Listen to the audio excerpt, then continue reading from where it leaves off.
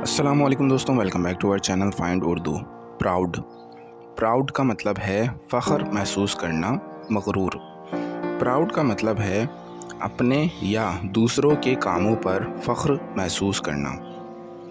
یہ positive sense میں use ہوتا ہے جب اچیومنٹس پر خوشی ہوتی ہے، اور کبھی کبھی نیگیٹو سینس میں بھی جب مغرور یا گھمنڈ دکھایا جاتا ہے، جیسے پیرنٹس اپنے بچوں کی کامیابی پر پراؤڈ فیل کرتے ہیں، یا کوئی شخص اپنے کام پر اتنا فخر محسوس کرے کہ وہ گھمنڈ بن جائے۔